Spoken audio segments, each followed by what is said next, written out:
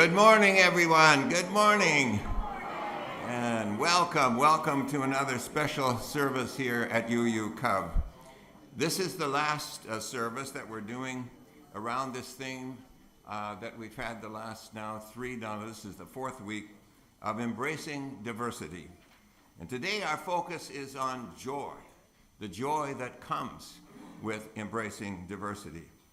And we have our opening song, therefore, a song that includes a lot about joy. We're singing, I've Got Peace Like a River. You notice that we sing verses 1, 2, 3, 6, and we repeat verse 2 because that's the verse that includes joy within it. Let's stand and sing our opening song, I've Got Peace Like a River.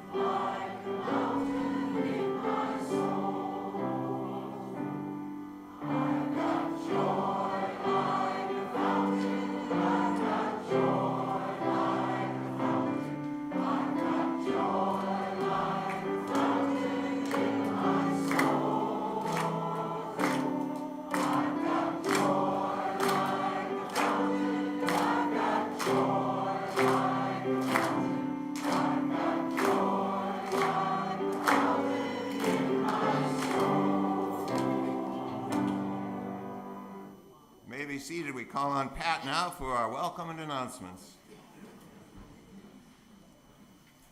Good morning, everyone. I am Pat Wellington. I'm a newly elected board member here at UCOB, and we welcome everyone to church today. Here at UCOB, which is Unitarian Universalist, Congregation of Venice for short, we have no creed to adhere to, but we seek truth and meaning and to do justice. If you're visiting with us for the first time, we would love to meet you. Could you announce yourself if you care and where you're from? Have any visitors? Yes. Ed White from Roslyn, New York on Long Island, and enjoy your weather. We're glad you're here. Yes. Tom. Introduce my old college roommate. He's from Savannah, Georgia, and he's looking to buy a house down in Venice. Good luck with that. Judith. Yes, I'm not new, but my friend is, Margaret Doyle, and I'm not going to ask her to stand up because she's having some back issues, but this is Margaret, and she lives around the corner, so Welcome, Margaret. We'll see you again. Yes, Jack, over there. My name is Kathy Simmering. I'm from Sarasota. Hi, Kathy, welcome. Yeah. Oh, another. In Denver? Welcome. Yeah. Mike Scanlon, I want to introduce my sister Ellen and her husband David, and they're Venice for snowy season. What is that? I missed that. They're here for snowy season. Okay, yeah, there's been a lot of snow up north. We have quite a few announcements. We're not new, but visiting, we're all former members. It's snow, and we have a connection to the Petersons. They live in St. Peter, my hometown. Come here. Well, it's good to see you. Anybody else? We have baskets are going to be passed for our offering today. Sorry. It's the allergy season here. We have several announcements. One is book talk with Pastor Bill on Tuesday, March 29th at 10 a.m. His book is called Embracing Diversity. Bereavement Support Group is Thursday, March 31st at 10:30 in Waters Hall. And on Friday, April 1st, is Jazz with Maury here at 2 o'clock. And it's featuring Danielle Soledade and Nate Najar. Nate is a wonderful guitarist. I've heard him before. And Soledad is this very sultry bossa nova singer. She's from Brazil, and she sings in English and Portuguese. Just to let you know, the choir today is singing a Portuguese song, a song in Portuguese, and one in Swahili. We have some other announcements here. A reminder that Meatless Monday potluck is April 4th, 5 to 7 in Waters Hall. Sign up in the lanai. And Donna Jewett asked me to announce that our new composter is ready, thanks to Kim McHugh. Thank you, Kim. We're going to make some black gold, as they call the soil. Just by your contributions, we suggest you put your food scraps in your freezer. No dairy, meats, pet waste, seafood, or invasive seeds, of course. Gather lots of veggies and fruit scraps, chopped up, coffee, even tea bags are welcome. Bring them to the compost bin behind the Astor Linder building, which is over here, and layer with brown things like leaves, which will be nearby. Don't put any plastic bags in. Thanks. Join our team starting a new pollinating garden and get down and dirty with us on April 7th from 9 to 11. A garden party is being planned. They're going to be renovating the whole side yard over at Astor Linder and making it a beautiful garden. And we have Steve Leapley as an announcement, and then we have Donna Schaefer as an announcement, and that's all of our announcements finally. What is that? Announce the Ukrainian collection, which is going to make your checks out to UCOB with... It's already ended. Oh, it's ended? Yes. Oh, well, that wasn't on here. Okay, we thank you if you donated. If you still want to donate, you can send a donation to the American Rescue Committee.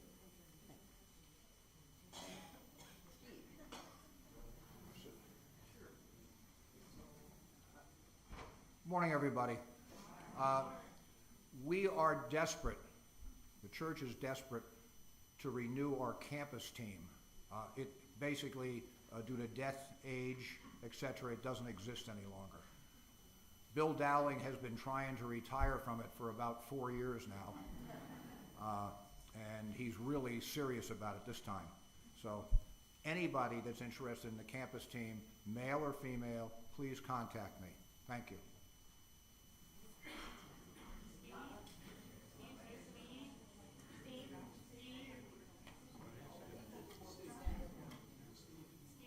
What? I have a question. Could you just briefly say what the campus team is?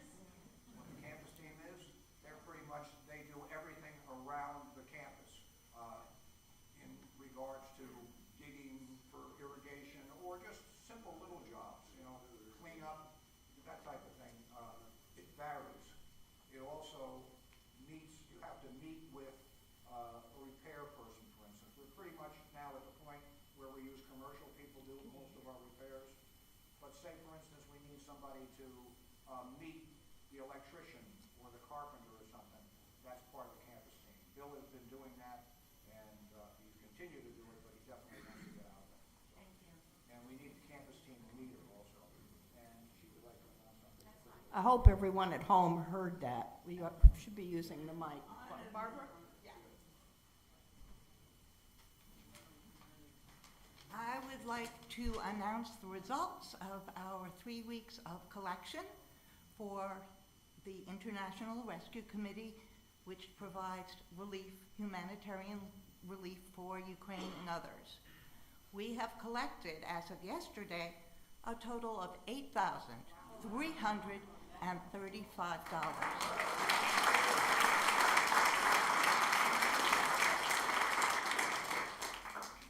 I would like to thank social justice team members Linda Engel, Lorraine Bortner, Janet Knudsen, and Pat Wellington for the sign. They took charge of the donations. The pins were from the Arts and Crafts Group, Lorraine Bortner, Olga Hebert, Claire Harrison, Mo Morrison, Vivian Aldrich, and Ruth Boysworth. And thank you to Richard Canarelli for planting the idea, and for Sally Clark in our office, who went above and beyond in getting the word out and doing everything she possibly could to help. Thank you, everyone.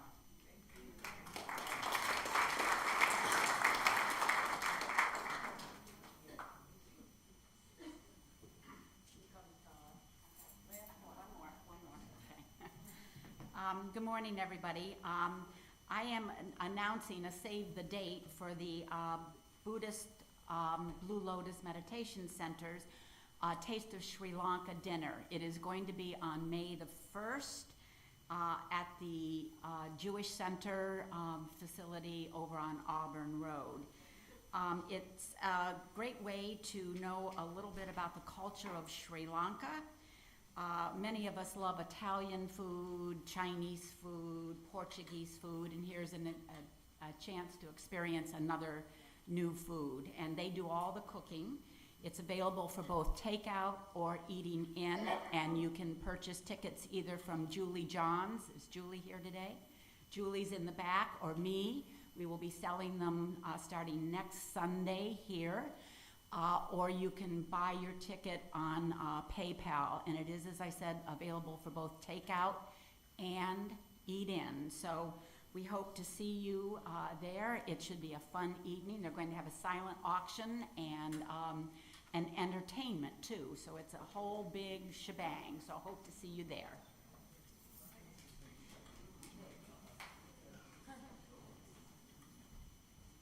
Well, the next is now we hear from our wonderful choir. So we look forward to you coming up.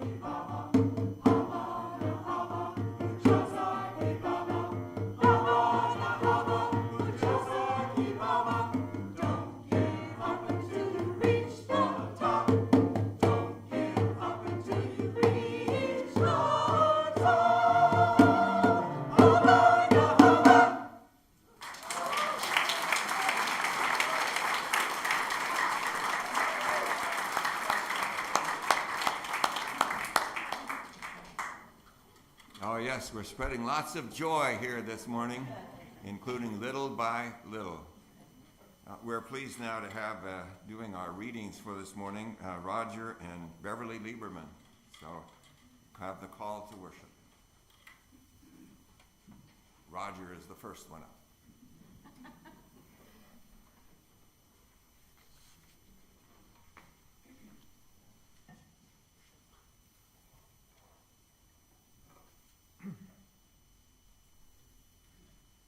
I'm Roger Rowell, and I'm not on the board. A reading from St. Francis of Assisi. Make me an instrument of your peace. Where there is hatred, let me sow love. Where there is injury, pardon. Where there is doubt, faith. Where there is despair, hope. Where there is darkness, light. Where there is sadness, joy.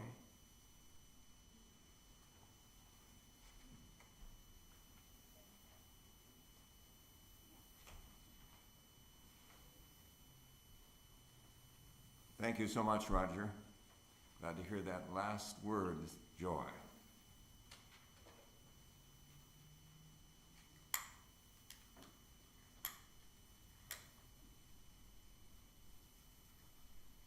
Again, as I recall the great tradition and history and the meaning of this chalice and this flame, I am pleased to light the flame.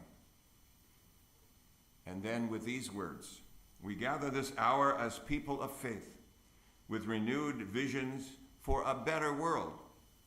We light this beacon of hope that our deepest souls may be filled not with fear, but with joy. We sing now our opening hymn, Because Joy Can Be Experienced So Much Through Forgiveness and Grace. Our opening hymn, number 205, Amazing Grace. Let us stand.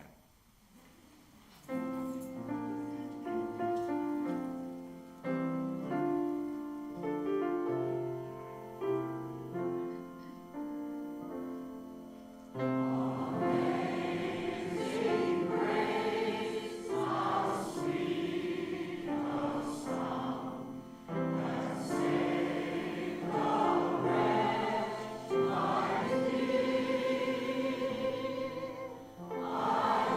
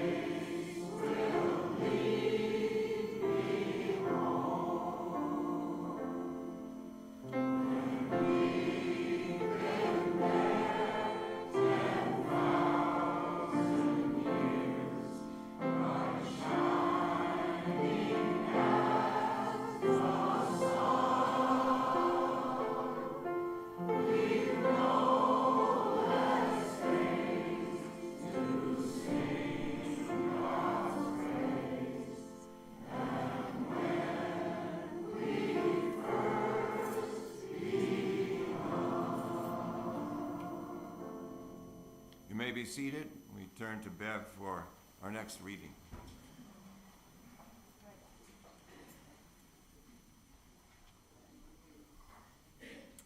Good morning. This is a reading from Portraits of Peace by John Knowlton. Words of guidance and encouragement to embrace diversity and find peace and joy in living together. Here are the words. If we want to get better, we have to be brave. We have to make ourselves vulnerable and start those difficult conversations however and wherever we can.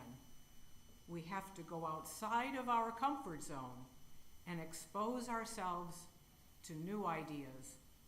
At first, we're not going to be good at it. We have not exercised those muscles, and it will feel unnatural. But the second time you do it, it might be easier. You will have learned things, and it won't feel so unfamiliar. By the time you have navigated a dozen conversations, you will start to find your footing, and it's okay to practice. In fact, it's required that we practice, and in the process, we will get better. I hope along the way, we can have some grace with each other when we make mistakes. From an interview with Myron Poirier, an Oglala Sioux of the Pine Ridge Reservation in South Dakota, and a descendant of black elk. My job as a descendant of black elk is to maintain a peaceful campaign for our cultural diversity, to unify our people of all walks of life through a mutual understanding of who we are, and to respect one another through compassion, humility, and love.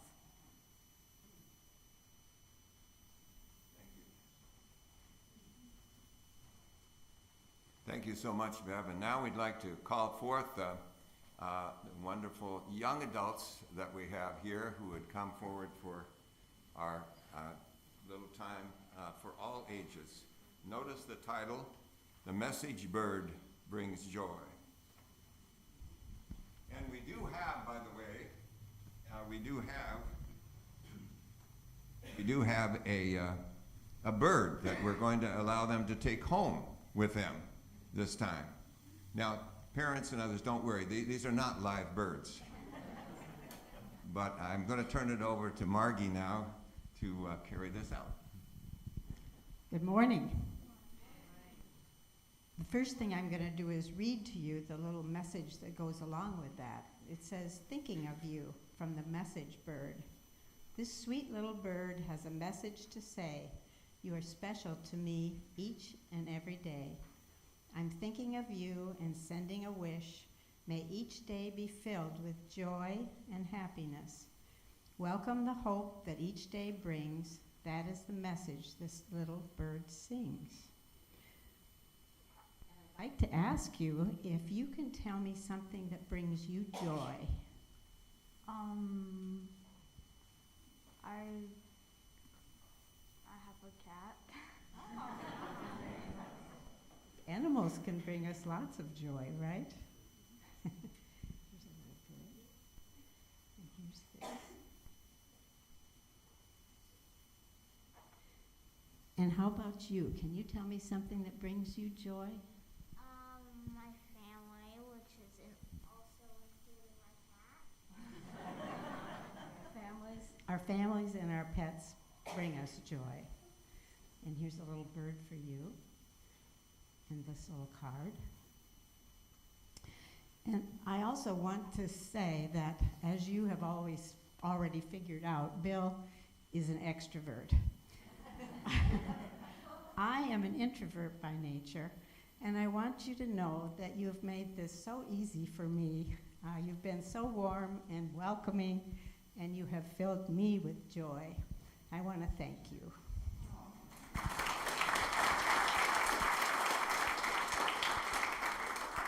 Well, thanks to you guys for coming up several times during this month.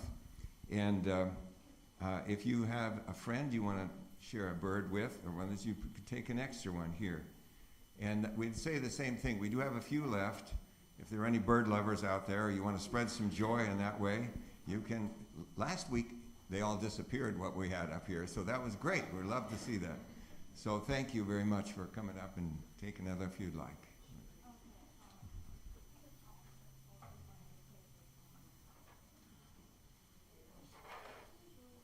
Here, and take a couple of these with you then too. There you go. All right, they're both spreading some joy. That's great.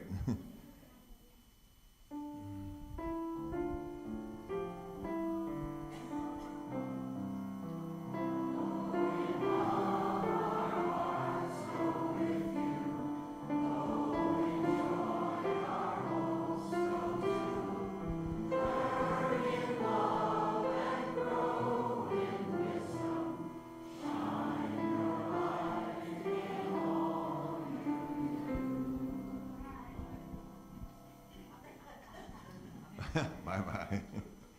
And now it's time to share our celebrations and our sorrows. And let's begin like we did last week by sharing first our celebrations. Anybody out there has something they want to share with the rest of the group that you're celebrating, or something that's worthy of really something exciting to share? Yes, Jack. Well, I know it's supposed to be personal, but speaking personal from all of us, you've given us a delightful month. Thank you for coming and sharing your wisdom and thoughts with us this month. I'm taking some new ideas to heart. Thank you.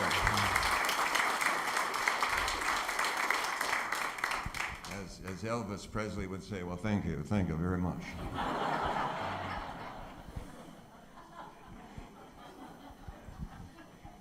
Any other celebrations you want to bring forward? Yes, right over here.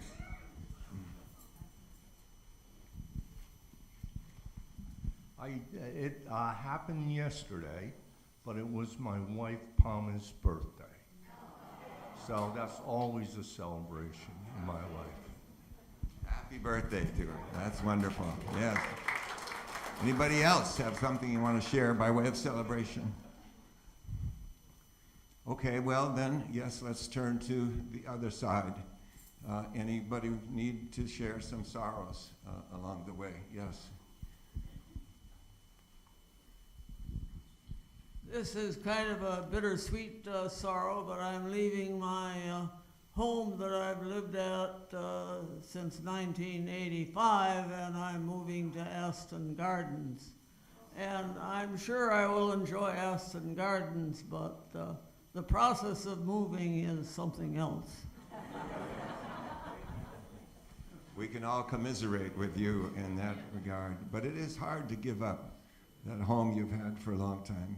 Margie and I are facing that soon into the place we've been for 30-some years. So, anybody else, a sorrow you want to share? Well, thank you. It's always good not to hear too many of the sorrows along the way.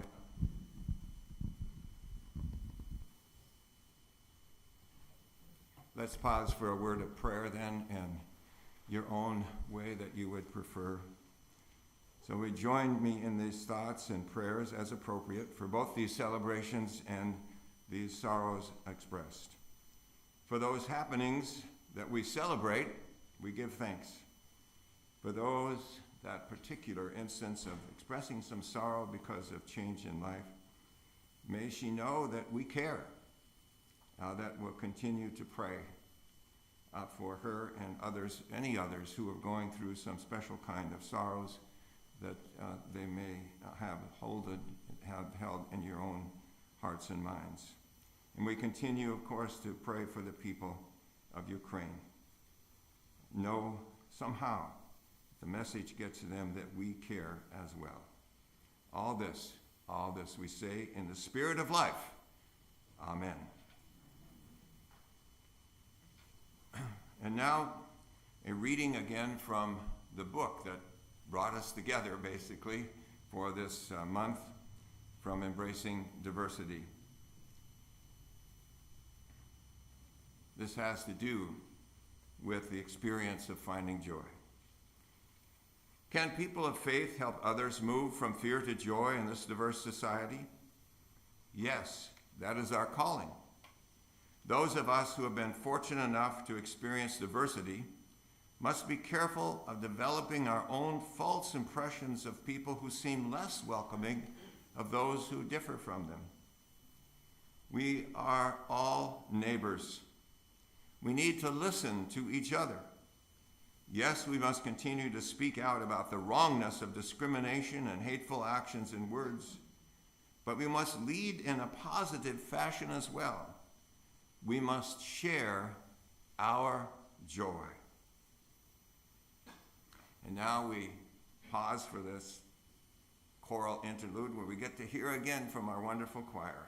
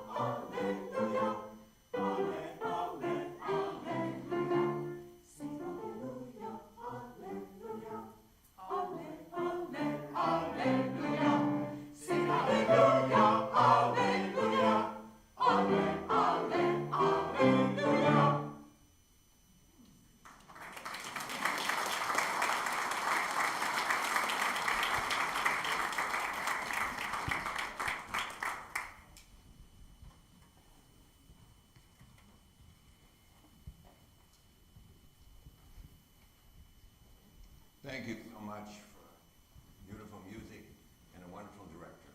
We appreciate it. Yeah, thank you.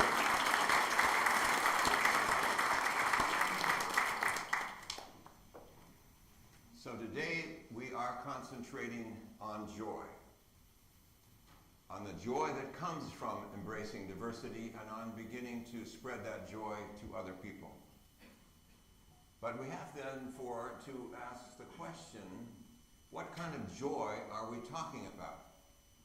You see, obviously there are different ways to express joy. There's the joy that comes from gratitude, something nice that's happened to ourselves, and we get all excited about that and say thank you, express joy. Or it may be excitement of another kind, like, hey, we've been cheering for a particular team in the NCAA final, and that particular one won. And you get joyful about that. Or those of you who go out and golf, you get pretty joyful if you, well, I do if I get a par, you do if you get a birdie or maybe even a hole-in-one out there. And then, of course, there's always laughter. Laughter is so important, that expression of joy that comes. And of course, as you've guessed, I enjoy laughter even in the church, right? And in fact, you see, the church is very good at fostering laughter in different kinds. We just had a number of announcements, but I have been collecting announcements that you call bloopers over time that occur in churches. And these are actual announcements that were made by people. And I just read 3 of them among my collection. Here's one. Ladies, don't forget the rummage sale coming up on Tuesday. It's a chance to get rid of those things not worth keeping around the house. Don't forget your husbands. That's what was written. Or here's another one. Don't let worry kill you off. Let the church help. Or you heard the announcement about the potluck coming up. Here's an actual announcement from another church. Potluck supper on Sunday at 5 p.m. Prayer and medication to follow.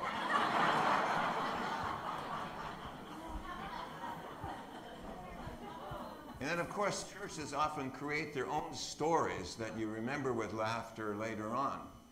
The story is told of a church where they had damage to a roof, and they had to get it, therefore, recovered right away and repaired.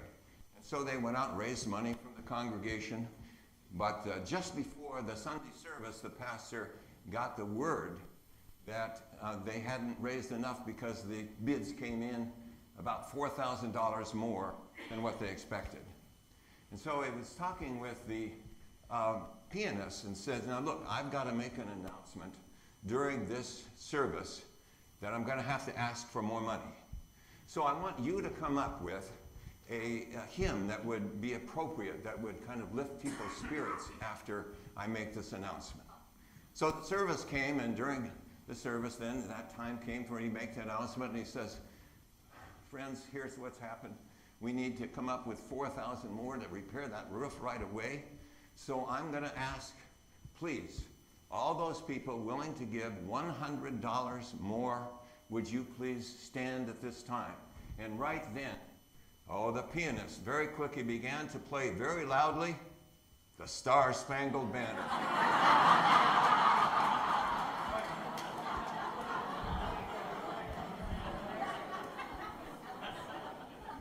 I'm told that she soon got a raise.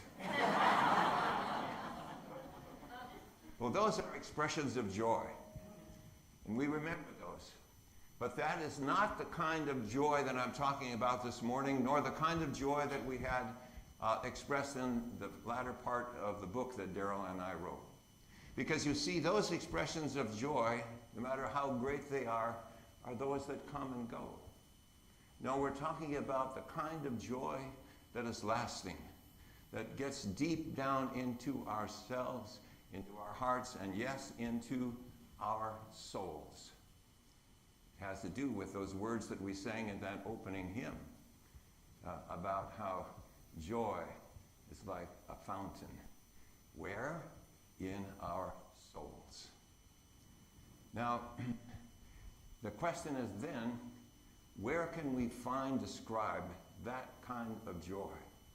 Well, I'd like to point to a special source for you that's called the Book of Joy. And you'll see it here on our screen.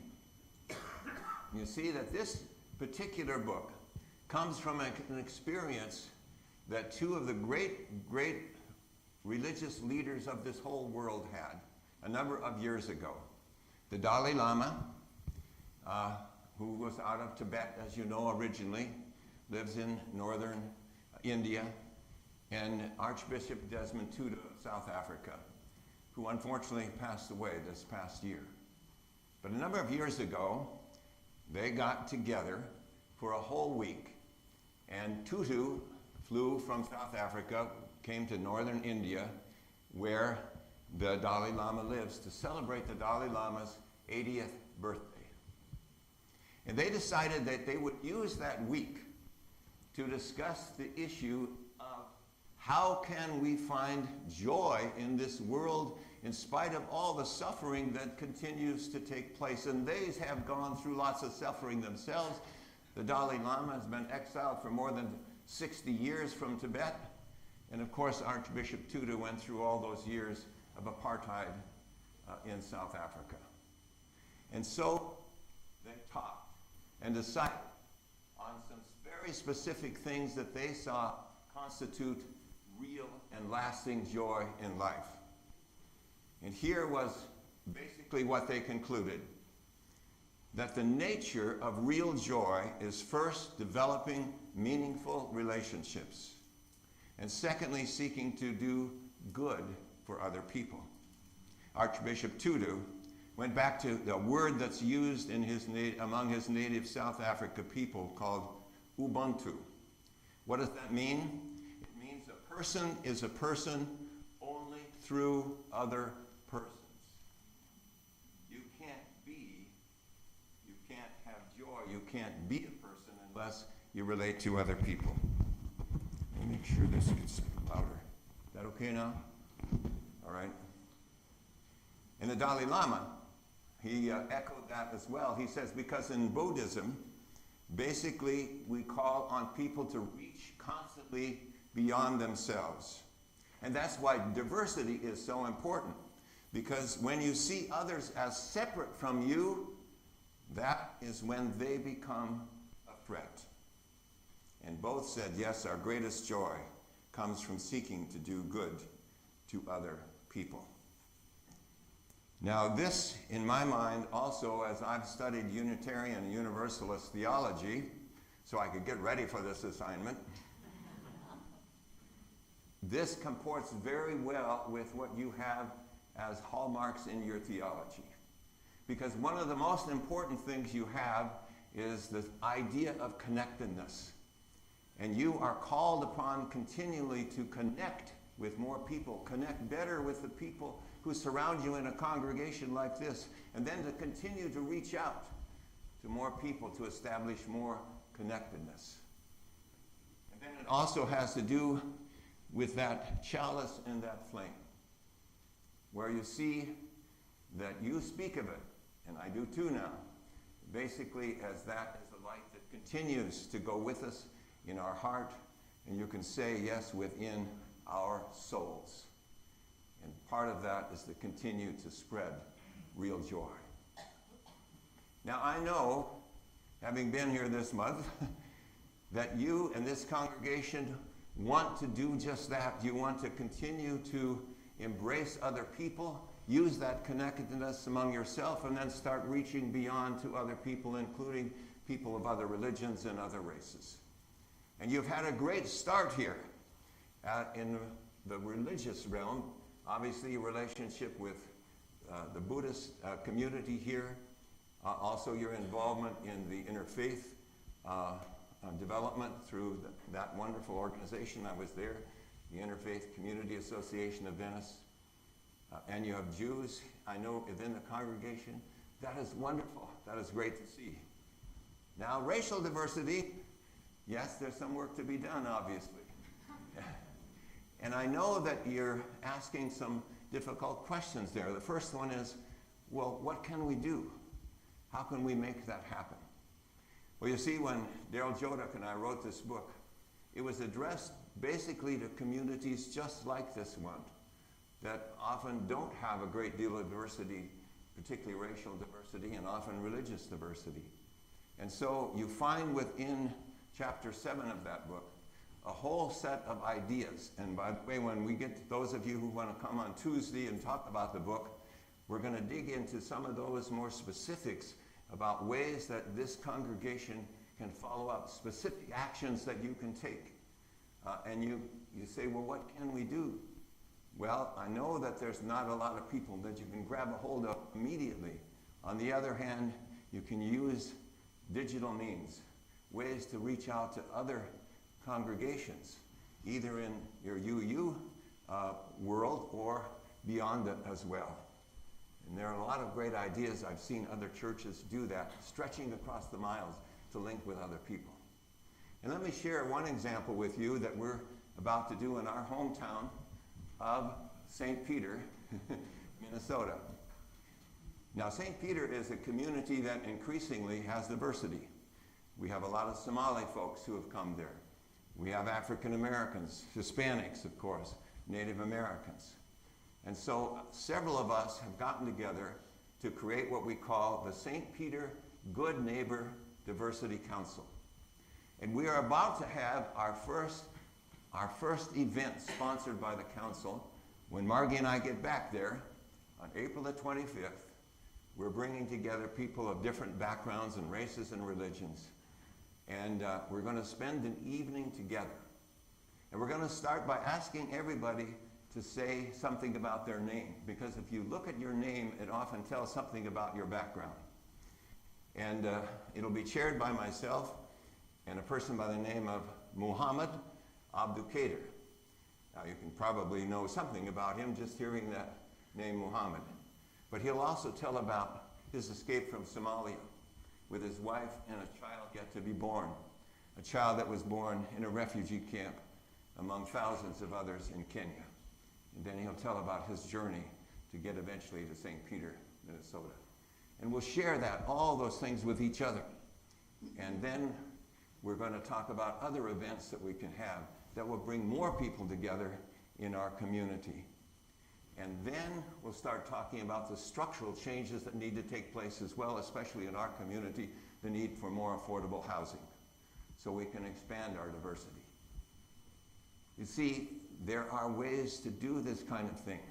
And you move then from simply tolerating people of other races and religions to appreciating them. And then, yes, to finding joy together with them. Now, there's a second question I know that you're going to wrestle with, and that has to do with the fact that, yes, you folks at UU Cub, you're pretty open, and you know that, and that is wonderful. But what about those people who aren't? How do you get to them? How do you get to the naysayers in our society? It's hard, yes it is, but there are ways to begin to bring them into your fold as well, at least into those discussions, those larger discussions, as you invite people even from nearby communities to come. Invite some of your, not just your friends, but some of your enemies to come. and begin to use techniques like I'm about to describe to you. There is one technique that I learned from our Native American friends that has to do with the circle of welcome, or the circle of discussion and sharing. This came about from a sweat lodge experience that I went through on a Native American reservation. Any of you been through a sweat lodge experience? I thought all of you who stayed here in July and August would say that you had. But I see some have actually gone through on Native American reservations. This occurred for me on the Wind River Reservation in Wyoming, which is the largest of all the reservations in terms of area space in the whole United States.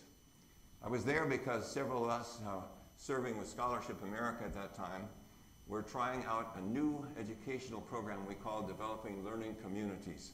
and getting all the people to say we want to raise the educational expectations of kids. We did that in several communities, including in Indianapolis, a black-white community in rural Mississippi, Tucson, Arizona, and elsewhere. Here was on an Indian reservation. We were working with the Arapahoes, and we discovered that they had a welcoming ceremony for us. And it took place in a sweat lodge. And there were altogether about 18 of us who gathered in the sweat lodge. And you know that works by having a fire in the middle of this kind of big tent. And then there are hot rocks there that, you know, as the fire goes out, they pour water on, and obviously it fills the whole place with wonderful smoke, and you get very hot, and you sweat. And the idea is that you're sweating all the bad stuff out of you, but they have a part of their ceremony where everyone is asked to sit in a circle, and then you're invited to say what is on your heart and mind. And the rule is that you say what you want to say, and the next person does, and the next, and the next. And you're not to counter what somebody else has said. You don't even need to make reference to it at all. You say what is in your heart and mind. And as we went around that room that evening, it was amazing. There were words of welcome. There were prayers of different kinds, what you could call Christian prayers, but there were also prayers from Mother Earth. And it was just a feeling that I had that isn't this the way the world should be? That we can have that kind of conversation with each other. And you can invite other people to come and be a part of it, and you listen carefully. By the way, it's a really good thing for congregations to do from time to time as well, where you can share your thoughts, your ideas, for you want this, what you want this congregation to do, to become in the future. So you can then go back and remember, be guided by those words that we say each time that we light the chalice, and how that impacts your heart and your mind, and you can share that with other people as well. Share the joy that you found from that, and expand your connectedness throughout this congregation and beyond into the community, and develop coalitions with other people to make that happen. It is a hope for the future for all of us. Now, I'd like to close with a story. It's one of my favorite stories, so I've saved it for the last. And it's a story, again, that shows about children leading the way for us. It's a story about a little boy about 5 years old by the name of Tommy. I use the name Tommy in honor of the Toms that we have in this congregation, I know. Well, Tommy and his family, they were going out for dinner. And in the family were the parents and an older sister. And their practice was, even though they were in a restaurant to have dinner, is that they would say a word of thanks, or grace, if you will, before the meal. And this time Tommy said, "Hey, can I say the words?" And they said, "Well, sure, Tommy, that's fine." And so he said a prayer, something like this. "Well, thank you for my mother and my father and my sister. And thank you for this food that we're about to have. And oh, please make my mom and dad order ice cream for dessert. With liberty and justice for all, amen." Now, the reaction from people was just like, around the restaurant, they heard what was happening. And so it was like laughter, like you just gave. But there was a couple, I don't pick on any of you folks, but over here in this area, who said, "Wasn't that terrible? Did you hear what that boy prayed, asking for ice cream? And then those ridiculous words at the end? Well, I never. That's just terrible." Well, the problem was that Tommy heard this, and he began to cry. And he said, "Did I do something wrong?" And his parents said, no, that was wonderful, that was just fine. Well, the meal proceeded, and as you might guess, at the end of the meal, yes, the parents did order ice cream. And while they were waiting for the ice cream to come, there was a another couple over here on this side who got up to leave the restaurant, and they walked past the table where Tommy was. And they leaned down on him and said, "You know what you prayed was just wonderful. That was really wonderful." And I want you to know that a little ice cream from time to time is good for the soul. And then they walked out of the restaurant. Well, then the ice cream came when a big bowl was set down right in front of Tommy. And he looked at the bowl. And then a thought came to him. So he picked up the bowl and he walked over and he handed it, gave it right on the table between the couple who were the naysayers. And he looked at them and he said, "This is a special present for you. I want you to enjoy it." And I've just learned that a little ice cream is good for the soul. And I think that my soul is just fine.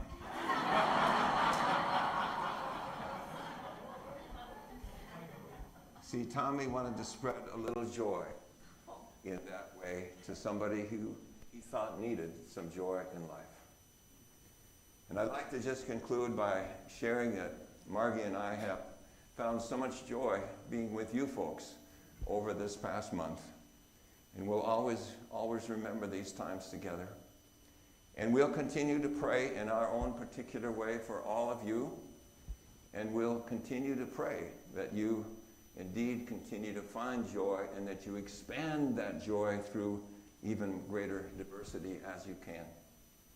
And then always, we'll pray that you keep that light in mind and that it goes down deep in your heart and yes, into your soul each and every day. Amen. Amen.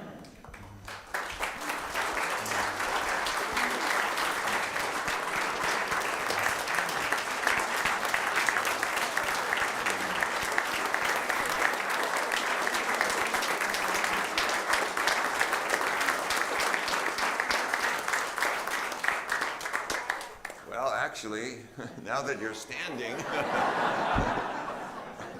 thank you very much. We're going to sing the closing hymn, "Joyful, Joyful, We Adore You." And yes, I admit it contains a little God language, folks, but don't forget that this is Beethoven's Ode to Joy.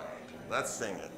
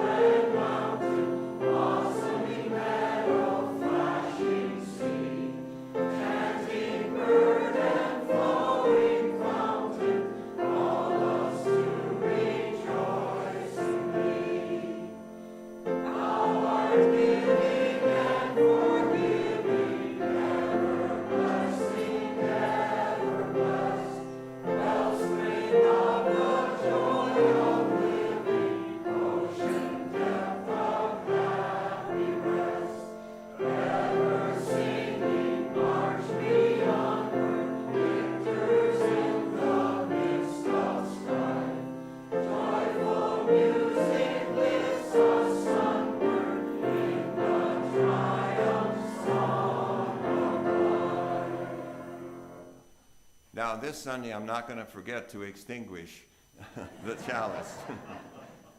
It's wonderful to keep it going in your hearts and mind, though.